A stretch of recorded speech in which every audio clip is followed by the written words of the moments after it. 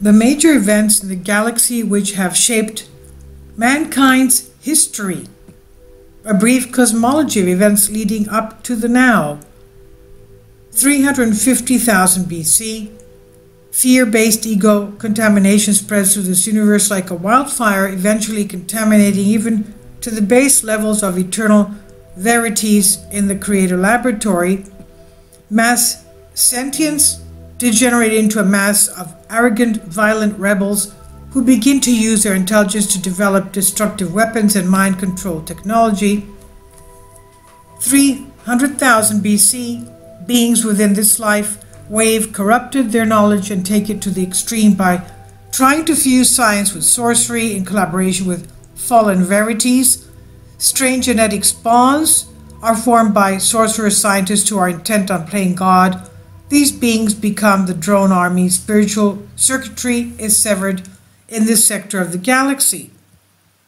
This manifests on the planet as huge global tectonic collapses, and under tremendous pressure, the underground magma reservoirs explode out through the crust via the mid-oceanic rifts, sending huge geysers of basalt-laden waters miles into the sky, where it disperses consolidates with the mist-like atmosphere of the planet, which in turn primes the hydrodynamic cycle. Emptied of their contents, vast subterranean caverns form which are later colonized, and mountain ranges and continents are pushed upwards. Sorcerers scientists on the island continent of Atlantis open up a rift in hyperspace as an experiment with crystal-based electromagnetic manipulation going out of control.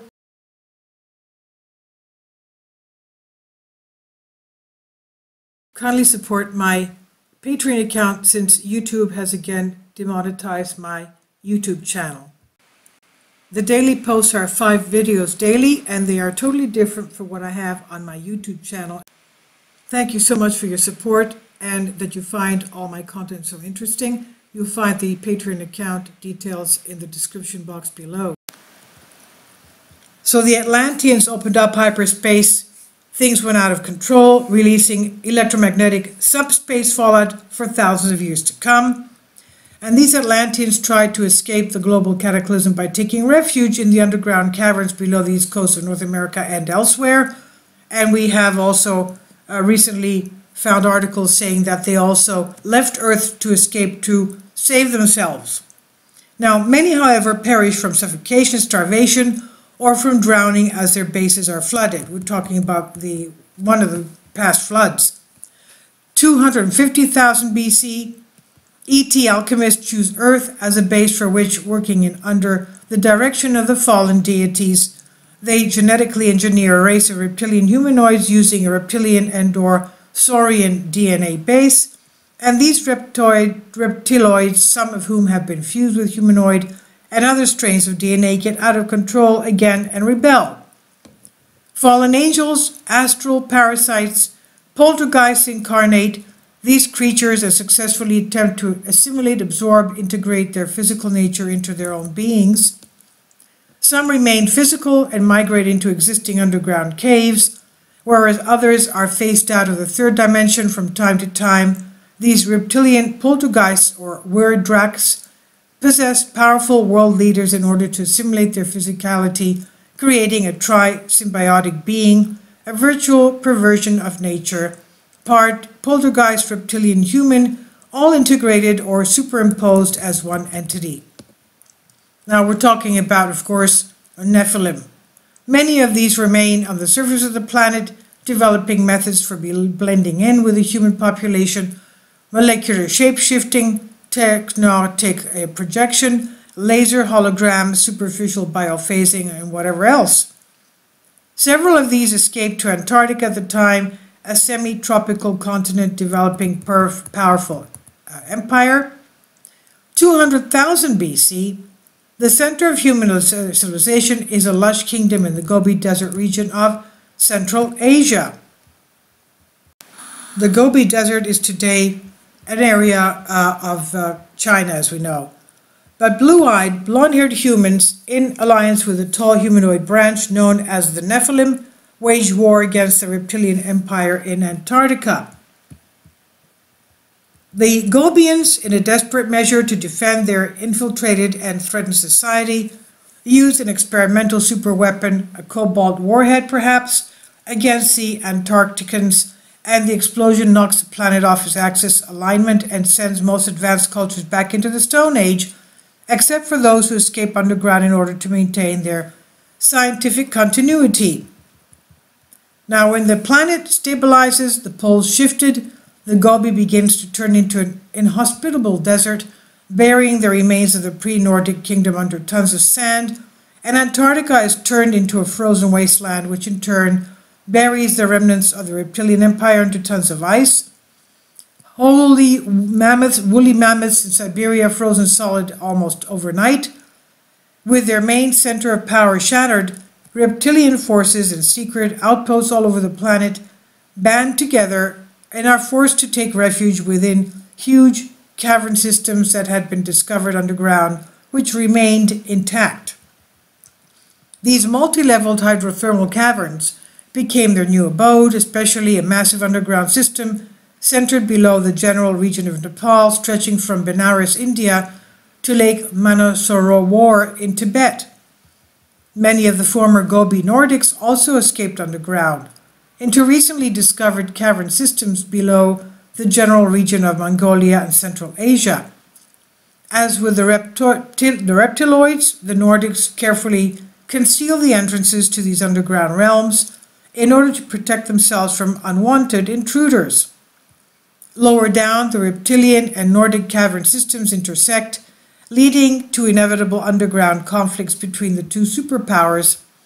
Other Nordics migrate westward and give rise to those tribes which will eventually become the Scandinavians, whereas other more fanatical factions invade India, the Aryan invasion of the Indian subcontinent, and bring with them their Hindu traditions of gods, quote-unquote, who were essentially humans or ancient astronauts from Earth, utilizing sophisticated technology.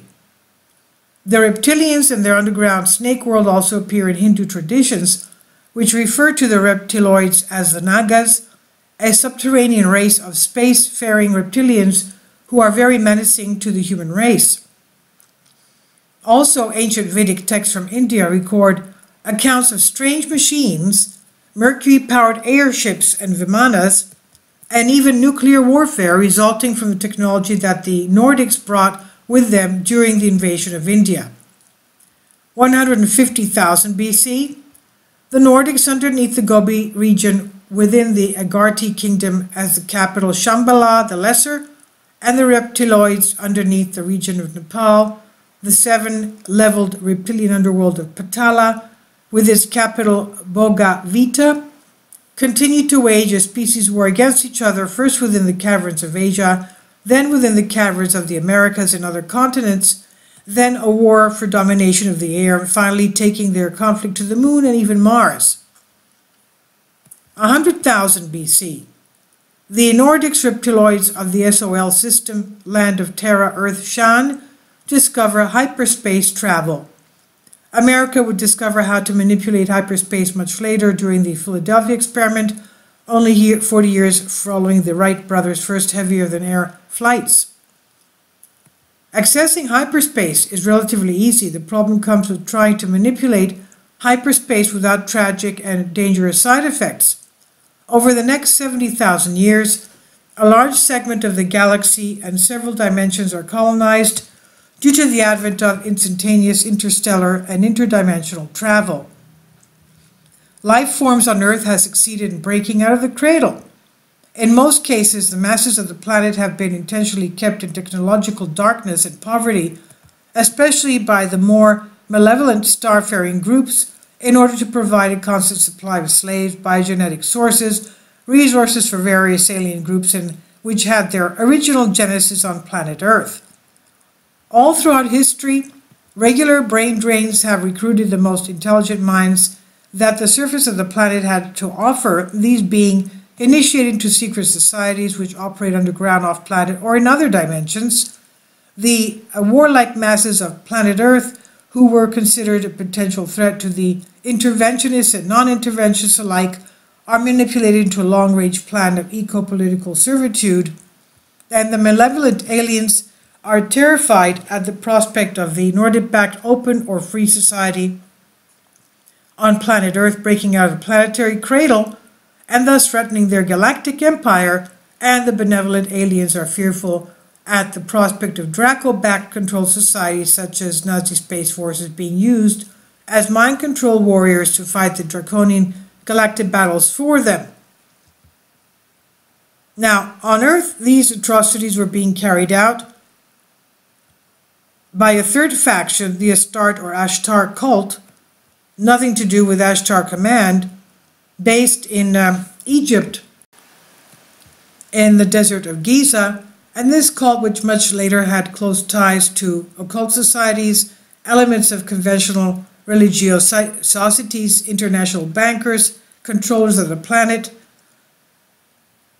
forms out of collaboration between humanoid and reptiloid techno-sorcerers who are part of an interplanetary lodge system organization. Fallen elements of human and serpent beast races begin to develop genetically engineered bodies to be used by their Luciferian masters, and many of the so-called gray aliens are conceived, fallen elements from the three creations, angels, human, beasts, now fully collaborating as part of the evil one's rebellion conspiracy against the creative plan. The Greys, a Frankenstein combination of reptiloid, insectoid, humanoid, even plant-like DNA, combined with sophisticated cybernetics and implant technology. It is not a creation, however, but merely a perversion of which has already been created. Now, eventually, to establish large network bases in Sirius B, a faction, however, rises in Sirius A, which resists the expansionist philosophy of the main Ashtar Alliance, becoming known as Sirius A Alliance.